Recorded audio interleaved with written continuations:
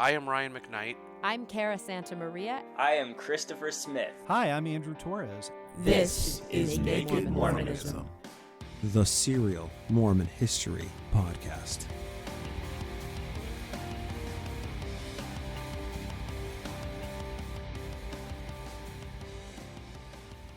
Hello there, everybody. It is good to be home. Annie and I just got back from a month abroad in Europe, and it was awesome. Honestly, it felt really good to just travel around and completely ignore social media and emails, even to my own detriment. I know, gasp. You traveled without Facebook or checking emails? Yeah, I traveled for a month the way that people have been traveling the world for thousands of years before email and social media existed. I just did so with modern conveniences like planes, cars, and Google Maps. It was incredible.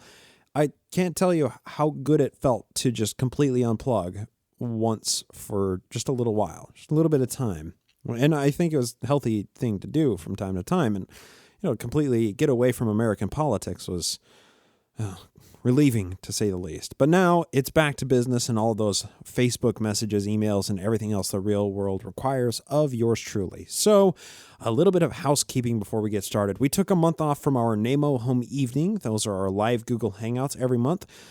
We're going to jump right back into those. And I've been able to arrange an awesome panel for November 2018's NAMO home evening. I've had a lot of people who have written in over, years now, and just recently a couple more came in who were asking about how they talk to loved ones or missionaries about belief in God and the church and Mormonism. So if you're one of those people, if you want to learn how to be effective at communicating skepticism or, instilling doubts, planting seeds of doubt, this is going to be a panel discussion on street epistemology, and it's something that you may want to see. Of course, patrons of the show over at patreon.com/nakedmormonism, all of you get a first-come, first-serve invite to actually join the panel on our Google Hangout, or you can just watch it on the Naked Mormonism YouTube channel live, or you can watch it after it airs. So we usually go on the first Monday of every month, but in order to accommodate a 4-person panel, we actually had to push it out to Tuesday night. So that's going to be November 6th. We kick off promptly at 6 p.m. Pacific Standard Time. Keep that in mind, everybody. I'm a West Coaster.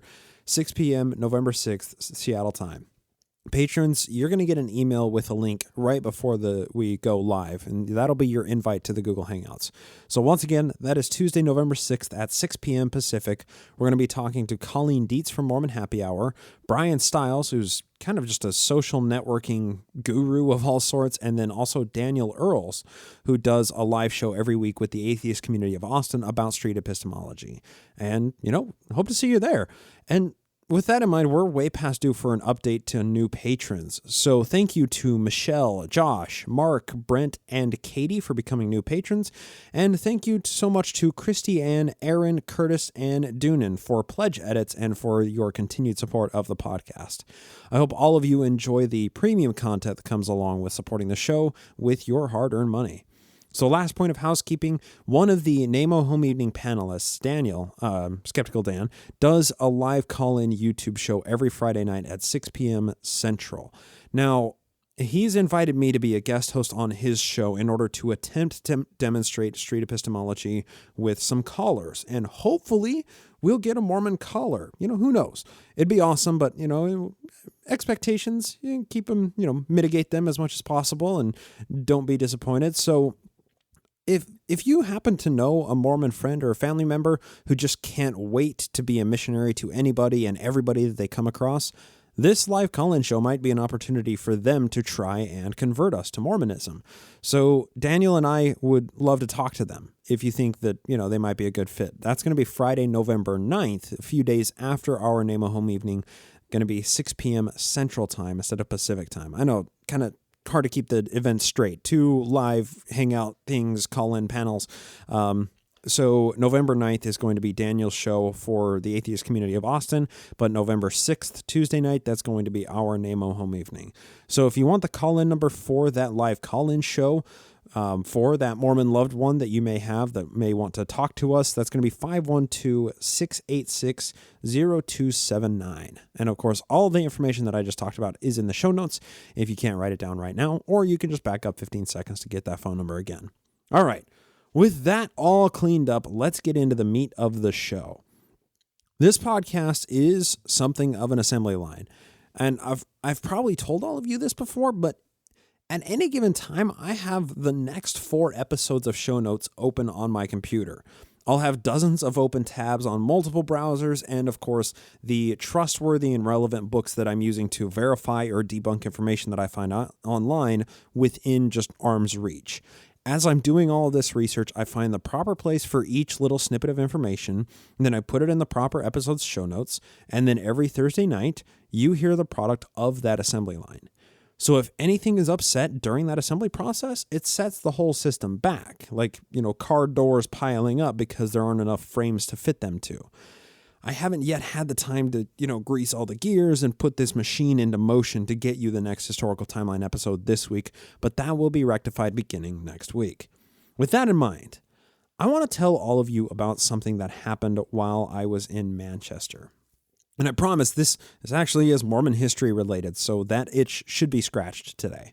After the QED conference, Annie needed to work on a presentation for her conference that was the following week, so we decided to find a library in Manchester. Now, we'd already been to the Manchester Public Library, so we decided to try another one. Why not, right?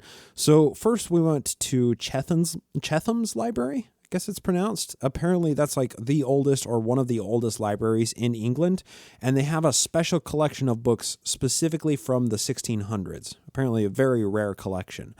We attempted to get in just to sit and work, because it's a library, but it turns out that Chetham's isn't that kind of library. They just do tours there, and they don't have any, real operational ability unless you know the specific book that you want to view and you make an appointment and all that stuff. So we were at an impasse. What do? We would just want to sit down in a library and work. We could have gone back to the public library, but we were long past that and a long walk away. So instead, we decided to settle on our third choice, the John Rylands Library. So we made the journey, and we stopped for lunch on the way there just to kill some time because the library wasn't open yet. When we got there, it's an incredible library. Here's a little background on it. It was conceived in 1889 by Enriqueta, I'm not sure how to say that name, Rylands, as a memorial to her husband, John. It took 10 years to build this library, and it was open to the public on the first day of 1900. And it was really cool because in the actual library, they had a huge touch screen there where you could view some, book manuscripts and whatnot. But it also had the original note that Enriqueta scrawled down before she made her speech at the opening ceremony. So she had dedicated the library to the furtherance of knowledge in this world and, of course, expanding intelligence in the Lord God Almighty. Now, that's a pretty expected goal, par for the course for an establishment at the turn of the 20th century. Now, what's interesting, though, is she was an influential woman. She was born of a wealthy sugar farming family in Cuba, and she was actually orphaned at the age of 13 and eventually immigrated to England, where she became a friend of the Ryland family. She married John as his third wife after his second died in 1875. Then he passed away in 1888, and Enriqueta began planning and curating the library's collection with her inheritance from his death. She was the first woman ever awarded the Freedom of the City of Manchester Award, which I thought was quite interesting. Now, the library itself, let me try and set the scene here. The library itself exudes this 19th century Gothic charm. There are these large, seemingly pointless four-cornered eaves that adorn a massive central hall with 3 separate floors. Now, each side of the library has 6 different coves with a table in the center of each of those coves for working, while, the 3 walls around each cove are floor-to-ceiling bookshelves with every inch of shelving taken up by books. At waist level, too, that's the large book and manuscript shelves, and they are packed with large print books and full-size maps of, the post-medieval Enlightenment era. It's amazing. Now, each cove has books of specific genres. All of them are nonfiction.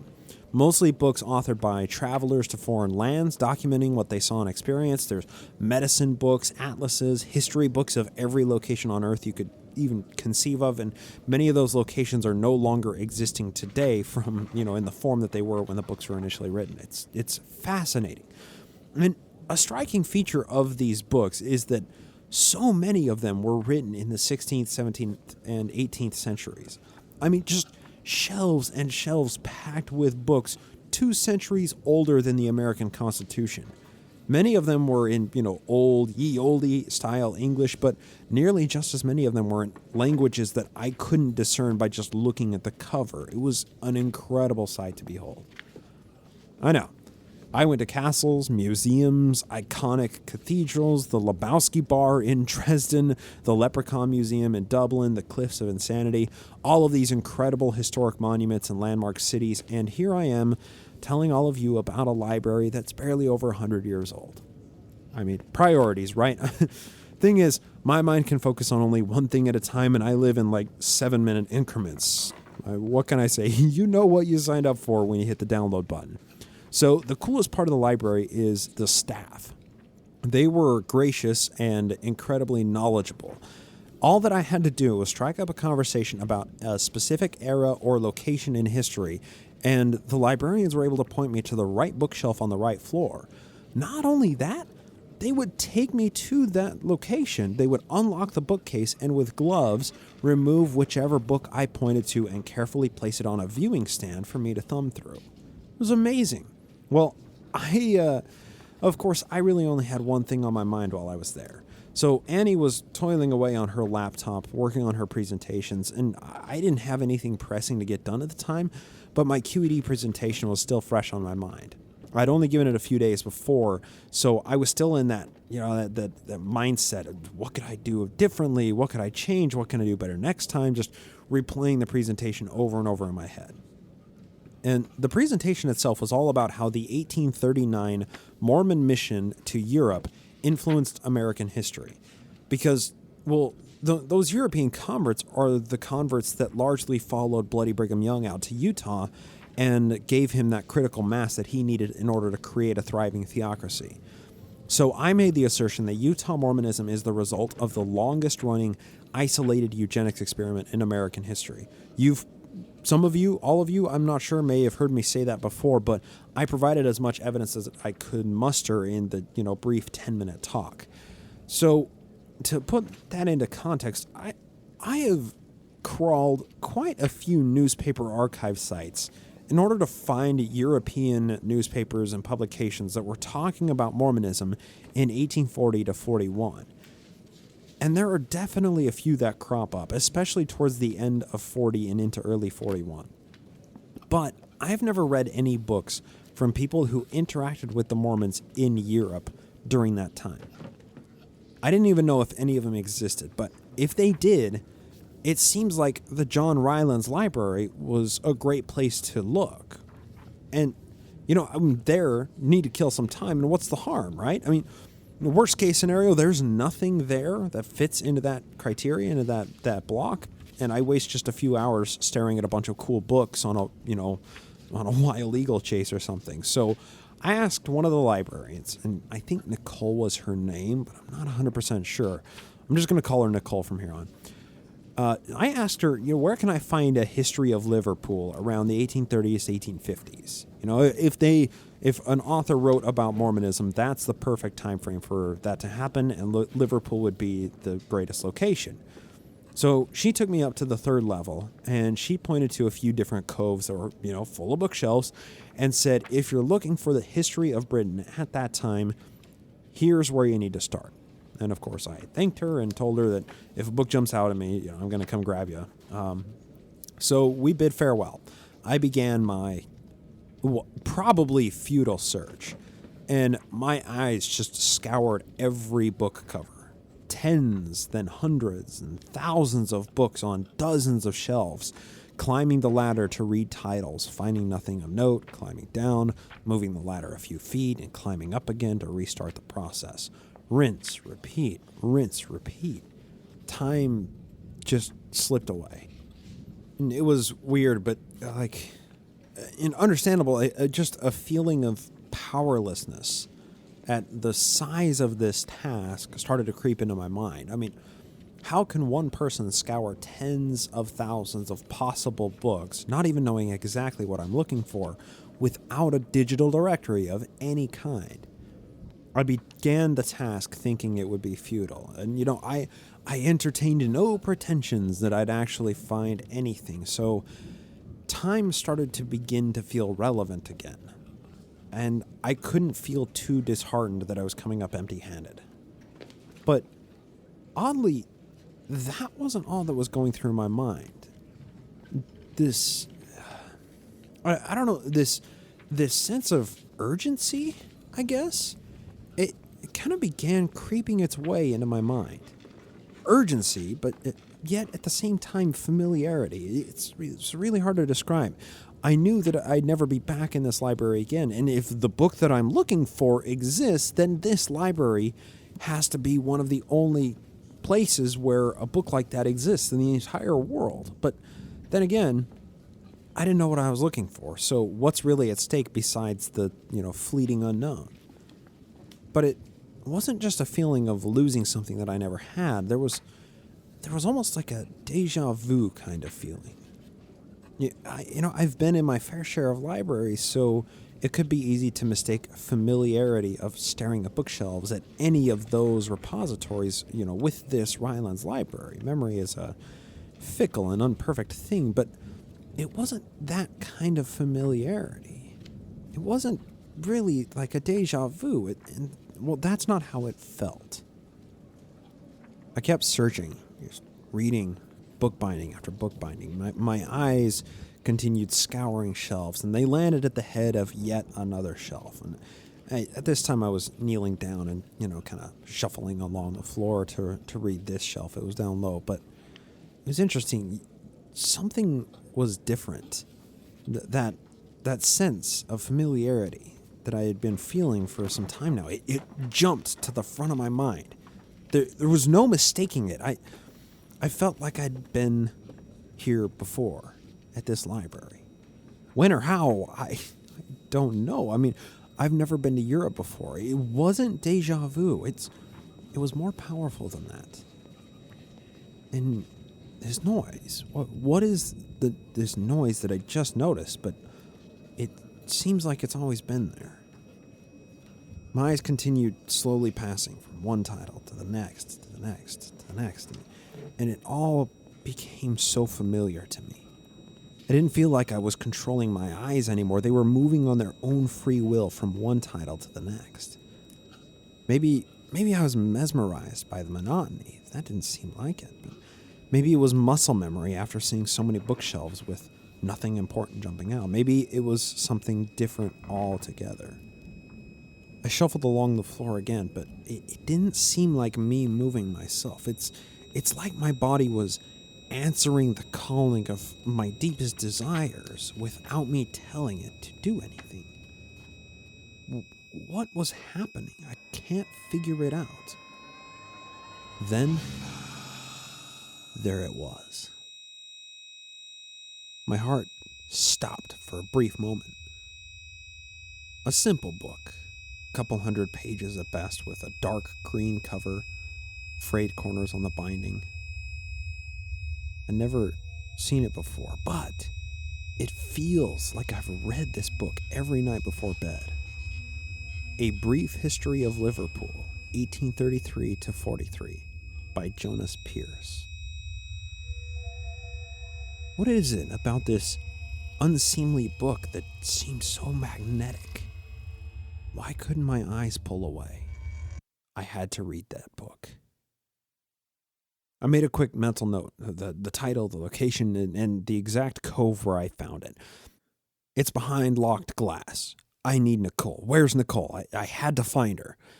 I felt like if I left, that the book itself would leave as well, like somehow VoIP into another space-time dimension if I didn't get to it soon enough.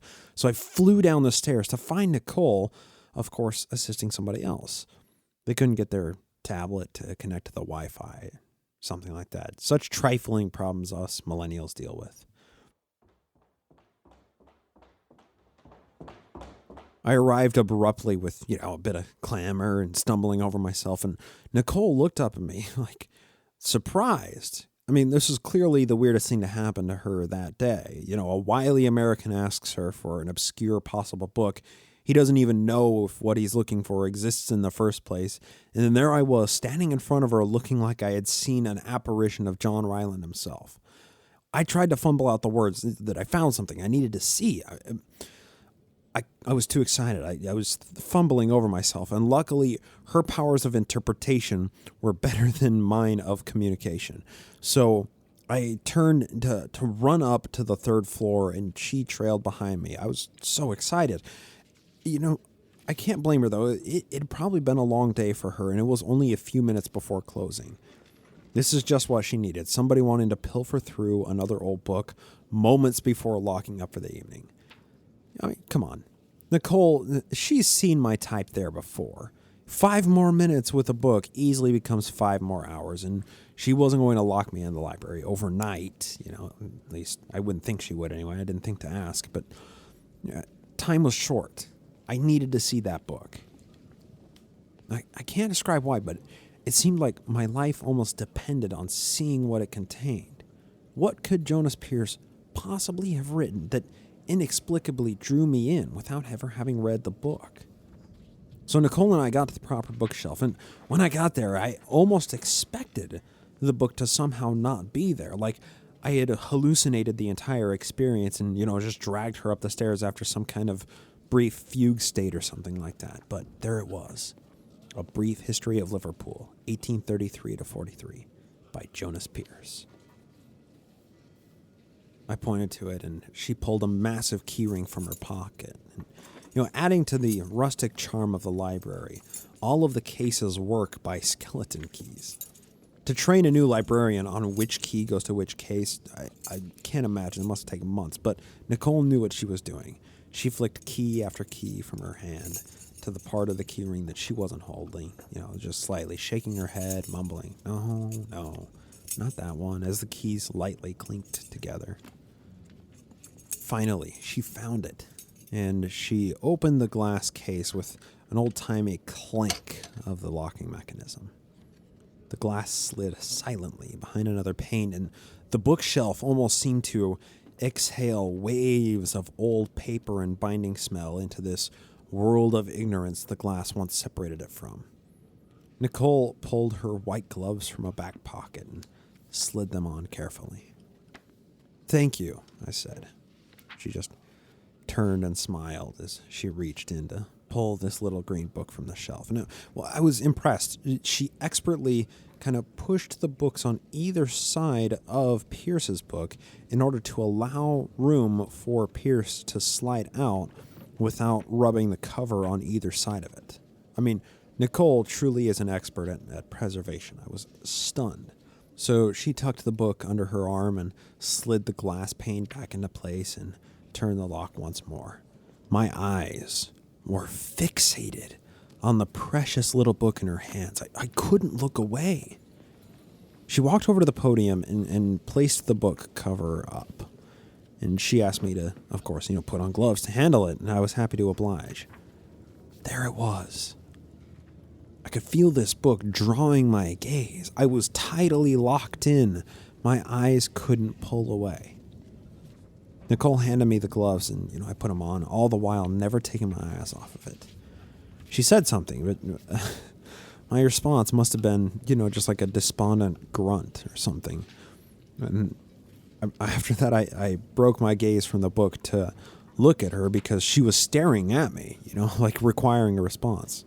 "Sorry, what?" Of course. "We close soon. Make it quick, please, sir," she said. Yeah. I know. Only be a minute. Thank you.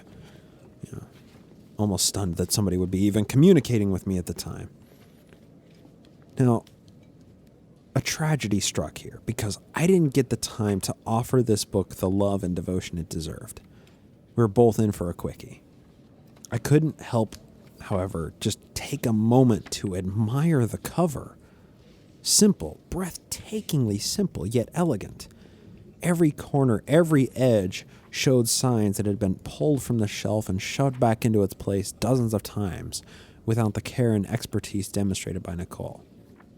It had age, but looked pretty good for over a century and a half old. The marks added character, like laugh lines in a face or gray hair. This book was distinguished. The green cover had a gold line border around the edges, a thin line outside of a thick line with flourishes in all four corners. A Brief History of Liverpool, 1833 to 43, printed in the same gold lettering as the thin line border, with a, very small Jonas Pierce below it. At the bottom of the cover in the center was a symbol of some sort. I couldn't really make sense of it. It was kind of scuffed up and it was hard to decipher, but it looked like maybe it was kind of a cross or like a T or something. And it had like an eagle and a lion back to back that were facing either direction. I figured it's probably a family crescent or something, but the way that the crescent is damaged it was cool. It made the two animals look almost chimeric, combined at the waist. It was simply no more time to admire the cover. I had to get to business, so I flipped open to the table of contents. The Albert Dock, Rocket Train, Industry and Commerce, Poverty of the Commoner. None of it concerns me. I kept looking. Went on like that for a while. Just like you'd expect from a history book of Liverpool. But wait! There it was. Chapter 27, The Mormonites. That sense of familiarity and altogether urgency came flooding back. I never held this book in my life, and there can only be a few copies in existence anymore, but there it is, in my hands, exactly what I was looking for. The book called to me, and I answered. I eagerly flipped to page 203 and read the chapter heading. The Mormonites, Mission of Apostles, Preaching, Converting, Baptizing, Their Character, Immigration to America, and Order of a Clandestine Nature. A whole chapter to the Mormon Apostle Missionaries. And Order of a Clandestine Nature. What could possibly be there? There was no time. Nicole would be coming back any second. I couldn't possibly transcribe an entire chapter in a couple of minutes. Maybe I could get just enough pages, but I had to act now. Everybody was out of the library. It was just Annie putting her laptop away. And if I lifted up my head a little bit, I could see over the railing, 2 floors down. I could hear Nicole beginning to climb the stairs to come and take the book away from me and remove me from the library. With strong words if needed. 1,000 thoughts jumped in and out of my mind. I felt desperation. I needed this book. I needed chapter 27, but this wasn't the kind of library where you can check out books. We were hopping on a plane the next day. I may never be back here again, and if I am, what's to say that the book would be here? I couldn't let it go. I couldn't bring myself to part with what secrets it may hold. No photography was allowed in the library, but maybe this once I could just tweak, bend the rules a little bit if it's for research purposes only. And, I'm the kind of tourist with a camera always on my side. Rules be damned, I had to learn what was in that book. So I pulled out the camera and frantically flipped pages and snapped picture after picture after picture. Nicole's footsteps were increasing, getting louder, louder, louder. I was completely out of time. There it is! Chapter 28. That was a whole chapter stored on my camera's memory card. Nicole emerged from the stairway in direct sight of what I was doing, but I'm quick on the draw. The camera was off, it was back in the carrying case, and I was just unsuspectingly humming and thumbing through the pages with admiration when she came up and saw me. Sir, it's really time to go. We've closed the library. I knew it. I got what I came for, though. At least, I hoped, anyway. Thank you so much for your help today, of course, I had to say. Nicole took the book back into her gloved hands and slid it neatly into its place behind the glass pane, and locked it. I sincerely nodded and hurried down the stairs to join Annie's side.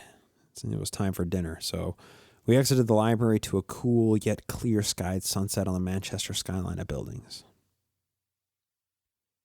That time in the Rylands Library seems so distant now. It felt that way as soon as we stepped out of the door and the library workers locked the door behind us. All of the thoughts and emotions associated with it were very real at the time, but now I can't seem to recapture them. It's all evaporated, just gone in the autumn wind. I'm not even sure that it happened now. No, what's weird, I didn't even look at the pictures until I got home, but they're there. They're on the camera, so it must have happened. But I don't think I was supposed to find that book. You see, I copied the pictures onto my computer from the camera, and as soon as they were imported, the files corrupted, all of them. Now, the pictures are still on my camera, but every time I import them onto my computer, something goes wrong, and the files delete themselves, or they become corrupted, or they're just not there. I've never had that before. It's weird, and I don't know why it keeps happening. I don't like it. Most of the chapter is salvageable, but some of the pictures are too blurry to read because, I was taking them in a hurry. What I did gather from the book, what does survive is chilling. I don't know what to make of it. I'm going to read the clandestine part of the chapter for all of you. I don't know what this chapter means or how it fits into the larger realm of Mormon history, but what Jonas Pierce recounted has the potential to reveal early Mormonism in a way that we've never before understood. There are a few inexplicably odd issues with the account, and I can't seem to figure them out.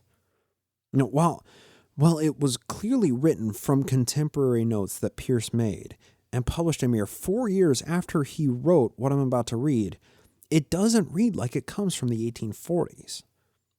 It reads like Pierce took a sampling from multiple centuries of different writing styles and then smashed them together into this book. It's odd, and I can't describe it. But even weirder, he periodically used Jacobean English with, these and thous like the Book of Mormon, which makes it nigh impossible to date without the publishing information at the beginning of the book. It also reveals aspects of early Mormonism in Europe that I have never seen in any account before. It seems like, a lot of early Mormon exposés, they turn up the crazy to make Mormonism seem more salacious than it was, and of course sell more copies. And that is almost how this reads, but at the same time, it also reads very sincerely. And this is only one chapter in an otherwise seemingly honest history book. I'm not sure how to say this. It's like Pierce didn't know what he was getting into, but he went into it claiming that the Lord's will would protect him, and he recounted what he experienced.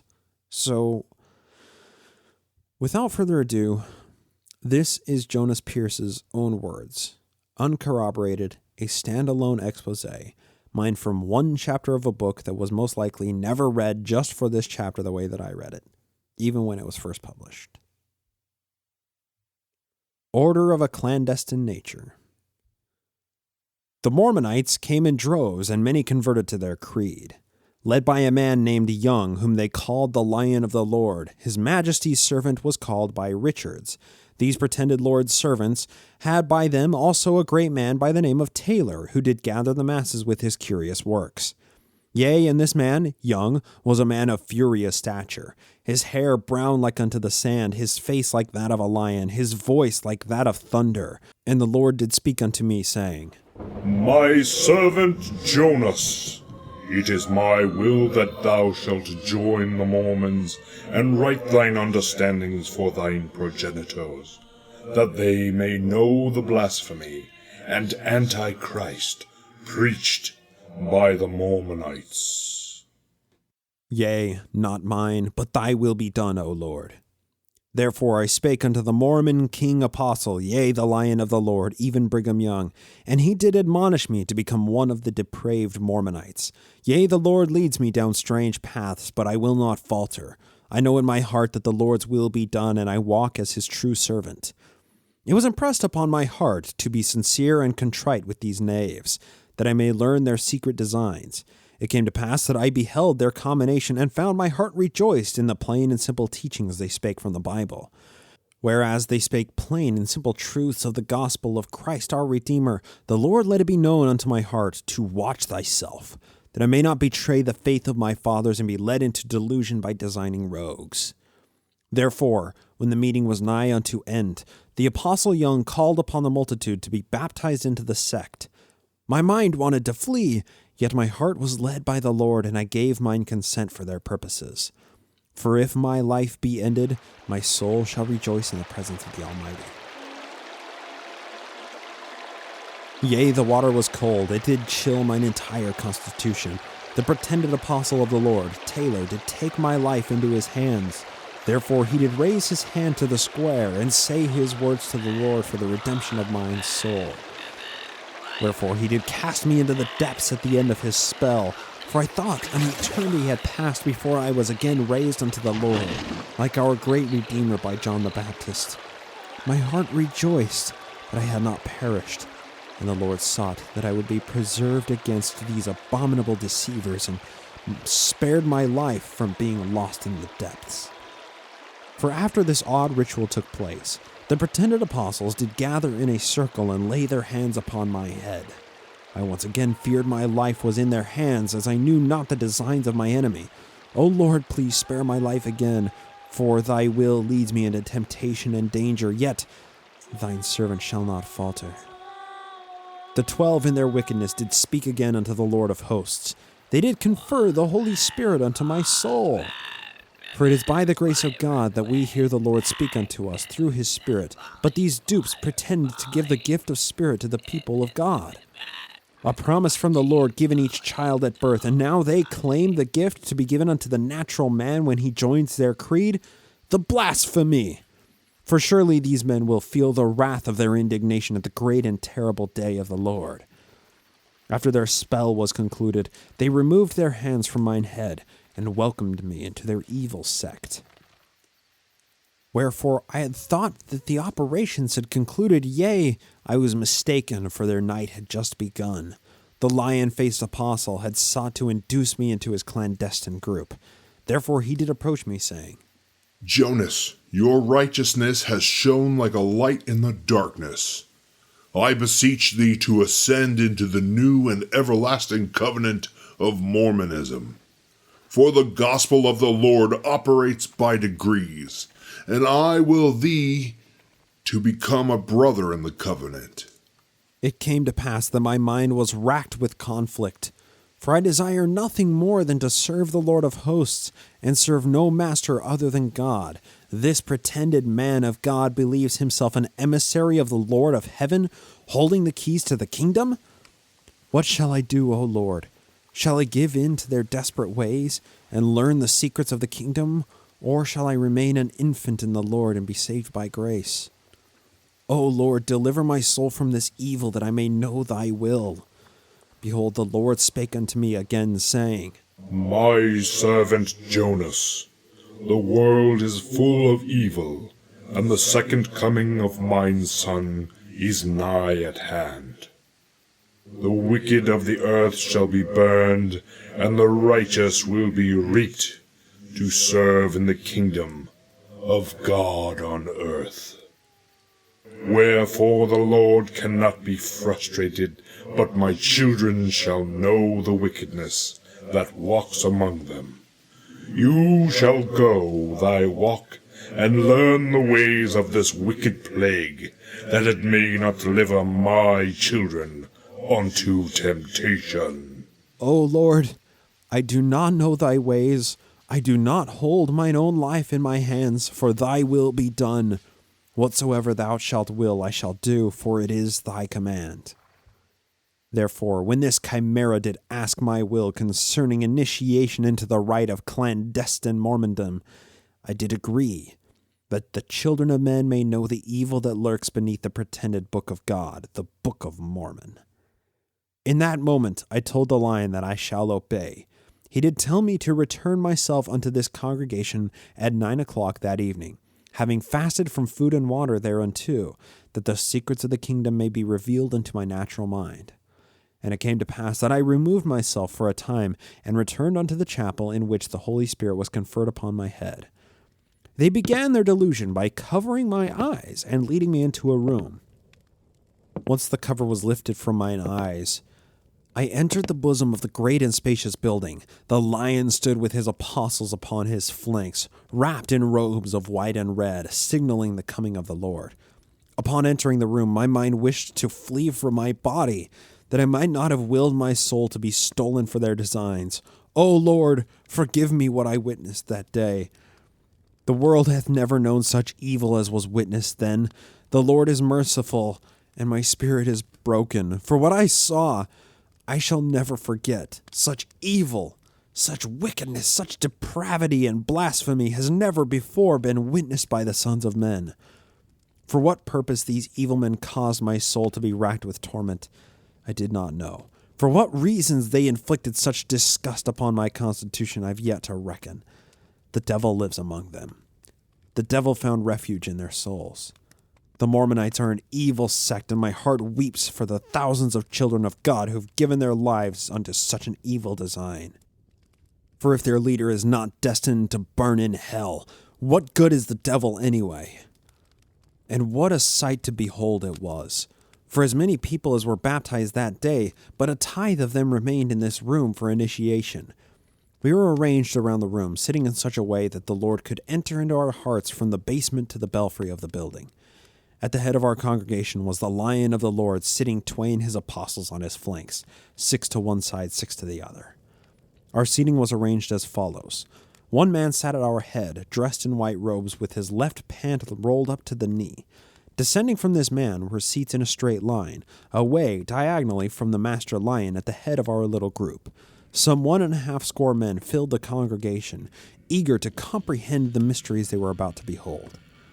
And it came to pass that the congregation began to chant in unison. The Lion of the Lord began preparing the Lord's supper of wine and bread. At this moment, the lion spake a spell unto the Lord, murmuring unto himself. Thus the chant ended with 3 shouts of Hosanna, and so mote it be, Amen. The Lord's Supper was consecrated and blessed. More blessings were said over the supper before it was given unto the congregation. Wherefore, as we were seated 3 by 3, the apostles gave unto us the Lord's Supper 3 by 3, until we were all filled with bread and wine. A great many minutes passed in complete silence, and I knew not what should be done. If they should discover my intentions, yea, I would be cast out and thrown aside, to be trodden under foot. Yea, I should remain strong in the Lord. He will guide, that I should discover these mysteries which caused great calamity to befall the children of men. What next transpired nearly escapes the faculties of the writer's language. For the sake of the great Almighty above, I shall venture my best to describe the scene which unfolded before mine eyes. The Lord of hosts must be ashamed that a portion of his creation could contrive such evil in their bosoms to curse this wicked world with such disgust and depravity. The Lion of the Lord brought before the mass an altar, supposed for a sacrifice unto the Lord of hosts. These ignorant dupes think that the Levitical sacrifices of the Lord need to be fulfilled, yet the Redeemer sacrificed his life to fulfill the old laws and bring the new. Yet here we see men of our enlightened generation seeking to fulfill the covenants of old and deprave the world with their darkness. Upon this altar were brought 3 young handmaids who had known no man. These handmaids were adorned in the finest linens and presented with suffumigations of the queerest sort, such that their minds fled their faculties and all connection to God's creation was relinquished. They began speaking in all sorts of abominations in the sight of God. For whatever words their mouths did utter, no reason could be ascribed, for true words to the Lord they did not speak. Like the ancients of Greece, these young maids were brought about for the purposes of prophecy. For behold, their eyes were like a desert, empty and sunken. For they had bodies, yet they were as empty vessels, for no soul remained in them. While these young maids did speak their abominations, the Lion of the Lord did assemble the apostles into a triangle of sorts. For each side did contain 3 apostles, while in the center 3 more apostles did stand with their hands held to the square, speaking more abominations in tongues, repeating each chant thrice, while calling upon the Lord to hear the words of their mouth.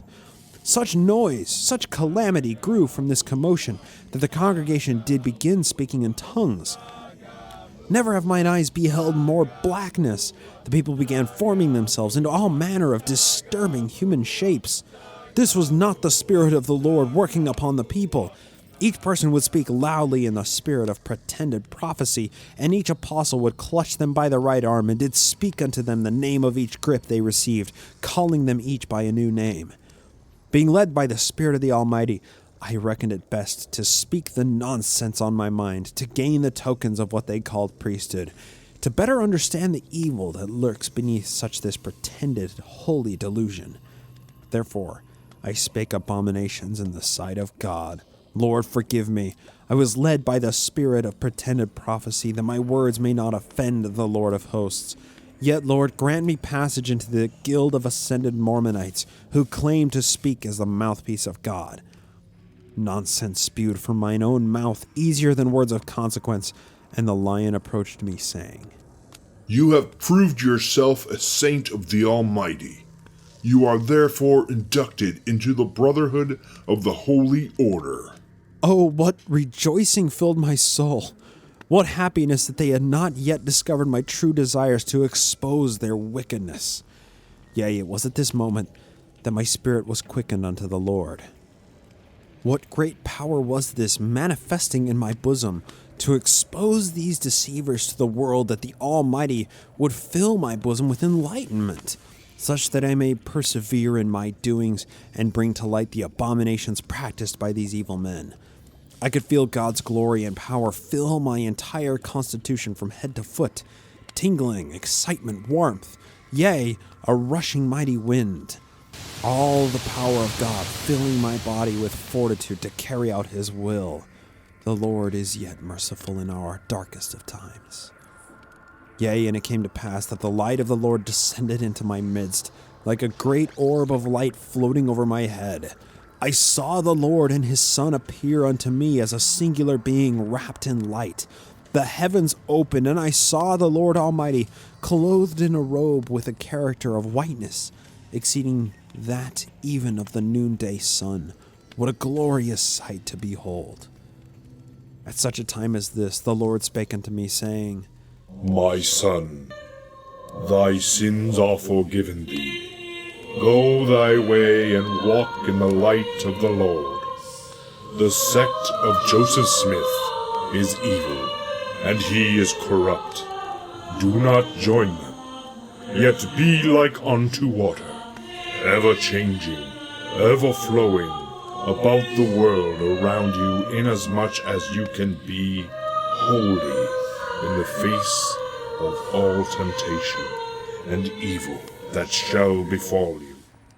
Never before had I spake with the Lord face to face like the prophets of old. Yet, in this moment, caught up into the belly of this blackened beast, the Lord shed his mercy upon me, and suffered that I should not be led astray by them. I returned to my earthly estate, and learned what had transpired while I communed with the Lord of hosts. What wickedness had befallen the mass in my absence! The people had fallen into swoonings, twisting their bodies into disfigured shapes of evil contortion. The spirit of the devil ruled this congregation. The consecrated supper excited the bosoms of all the people. The Lion of the Lord began his supplications to keep the masses in control. He murmured in such a fashion that the people began to chant in unison to his blackened ways. What power descended upon the people, I know not. Familiar spirits moved us, not the Spirit of the Lord. I beseeched the Lion of the Lord to cut the meeting short, for he knows not what he does. It is not the will of the Almighty that men should meddle in such holy affairs. These practices have been abominations since the Wesley brothers began such mingling 100 years prior, and such flaunting of the Lord's ways will not be tolerated. This man by the name of Young told me, Endure this torment, my brother, for you shall be reborn on the other side, a new man in the eye of Elohim. What he meant by such blasphemy, I've yet to understand. Had I remained a brother in their decrepit sect, my mind entertains no doubt that I should learn all the mysteries of the kingdom spoken of by this lion. The mass of new inductees flopped about like debauched fishes. They moved their bodies in contortions in such a manner that the Lord would be offended in ways our mortal minds are forbidden to comprehend. Great fear struck me. Inasmuch as I have lived 30 years, a servant of the Almighty, never before have mine ears heard such wickedness, such heresy as this. The lion's face contorted and shifted with every word, for he resembled that of a demon with horns, yet his appearance was white. His face shone like a beacon to a wandering ship, and his eyes were ovals of blackness to reflect the darkness of his soul. the Lion of the Lord called the assembly into solemn order. My children, I, the Lord thy God, hear me. Thou shalt reign as priest in this new and everlasting order of heaven. For it is a holy order of the anointed. I call upon thee to gather thyself. You will become my new kingdom.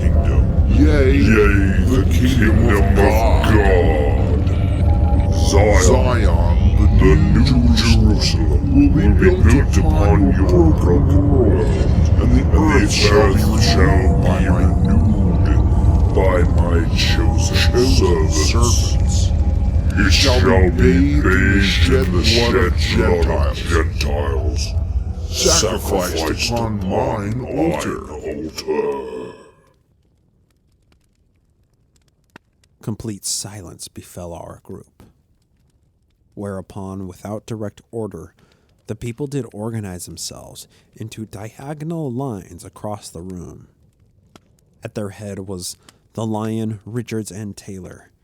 Yea, such a distressing sight mine eyes had never beheld. For without order or direction, the people silently formed into their two lines, with the heads close together and the ends far apart. It was at this time that one of the maids took the stand above the congregation, with the brethren below her. The other two handmaids were not to be found until they emerged from the darkness, each with a leather bag. Now these bags were a sight to behold.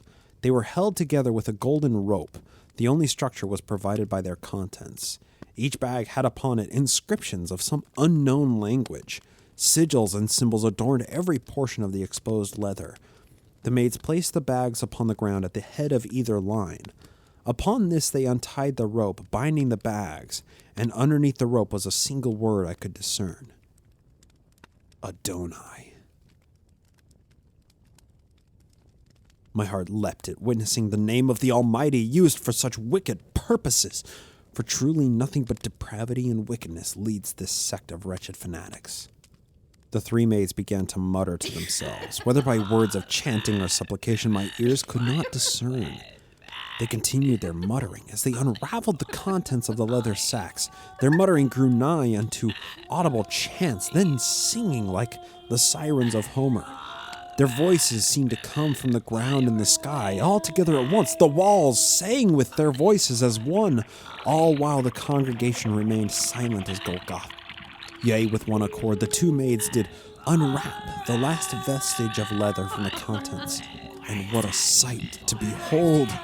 Carefully placed, one on top of the other, the sacks contained each 12 ceremonial daggers, which shone with a brilliance above the noonday sun. Each bore inscriptions like that imprinted in the leather.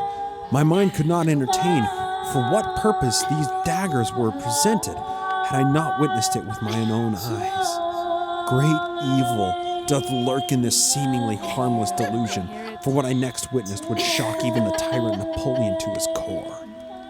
It did come to pass that each of the two maidens at the head of the congregation did distribute to each person a dagger.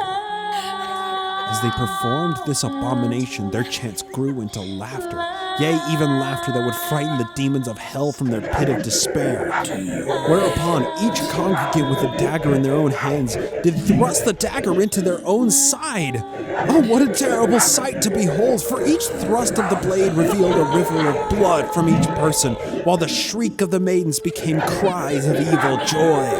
The Lion of the Lord raised his hands in supplication to the Lord again, and he began speaking many unspeakable things in his mutterings.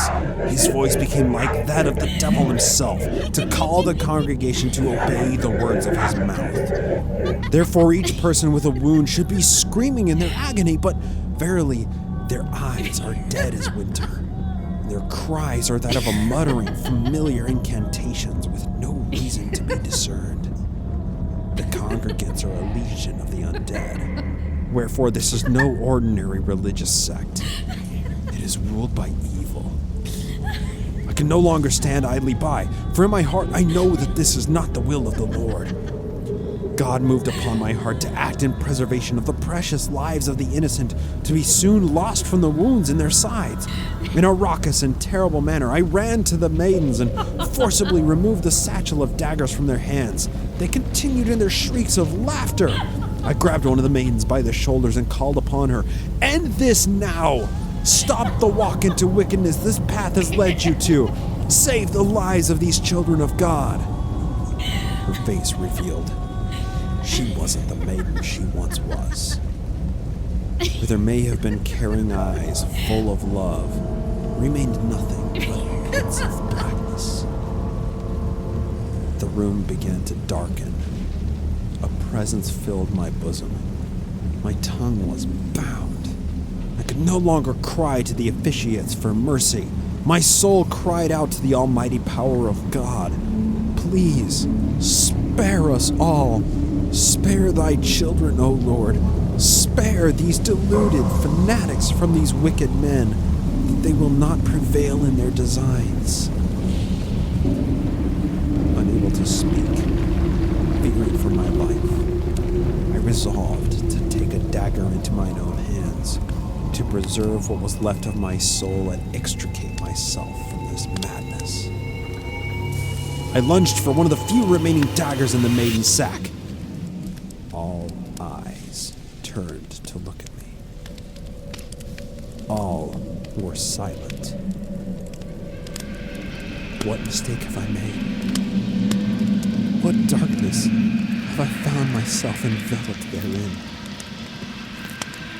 I turned to see the maidens staring at me in horror. The lion of the Lord's presence was that of the betrayal of the brotherhood. The legion of converts remained in their lines, bleeding from their sides, without recognizing or tending to their wounds.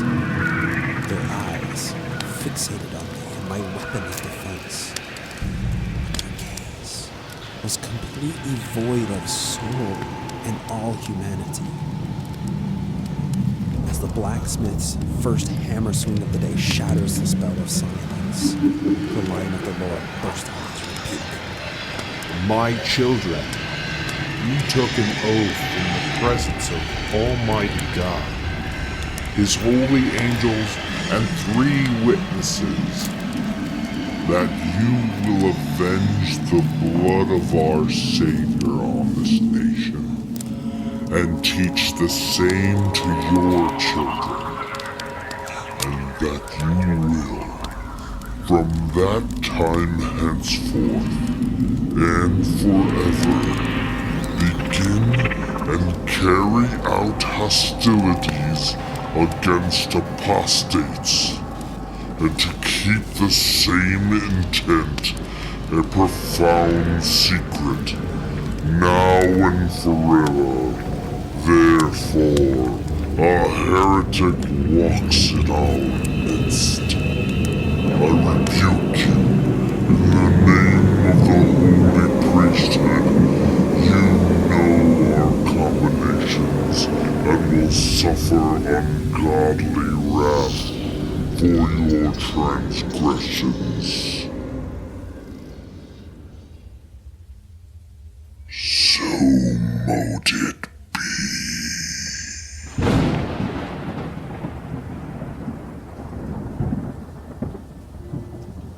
In a hypnotized stupor, the Legion all turned their undead gaze from the lion back to me and commenced their attack.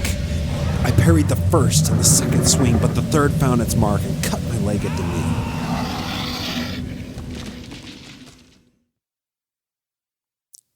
And I wish I could tell you more. I wish I knew more. That's where Jonas Pierce's account of the Mormons ends. It just ends right there, mid-sentence, and goes on to chapter 28, talking about cotton factories or something on the next page. I don't know how to say this, but I can't help but think that whatever Pierce experienced or witnessed that day, it must have changed him. Why does the account end there? What happened with the drug zombies attacking him? I mean, they must not have killed him because the book didn't end there. There was another chapter or two after. But why didn't he talk more about it? Did he even make it out alive? The thing is, Pierce has probably been dead for well over a century now, but I can't help this feeling that something bad happened to him. Something horrible, something traumatic, like somehow Jonas, who may have left the church that day, wasn't actually the same Jonas who walked in to see what was up with those crazy Mormonites. And the weirdest part, I have looked everywhere. I have crawled every book digitization website. I've made inquiries at half a dozen libraries across the globe that may have a copy of this. I've checked the copyright records for Liverpool. I can't find another copy of this book anywhere. It's like it never existed. And look, I don't know how Pierce's account fits into models of Mormon history, okay? Jonas's words don't read anything like any of the other contemporary exposés of the quote-unquote clandestine Mormon operations. This account is a complete anomaly. And what I have an even harder time wrapping my mind around is why? Why did we go to that library that day? Why did I find that book? Why did I feel like that book called to me? What was it about this book that... sorry, I wasn't expecting a caller today. Just 1 second here.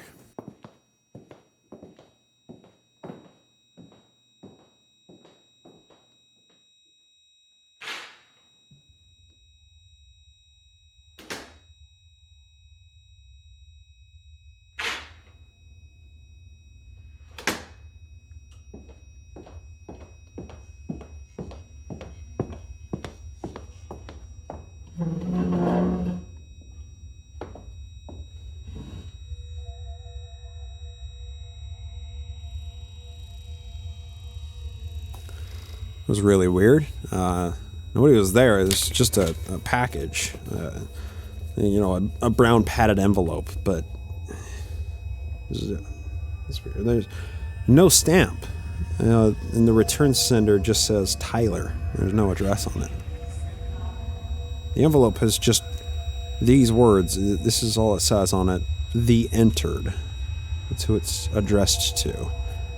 There's a small drawing in blue pen above it that it kind of looks like an arm holding a sword. And I saw a lot of these carved into various stonework in Europe.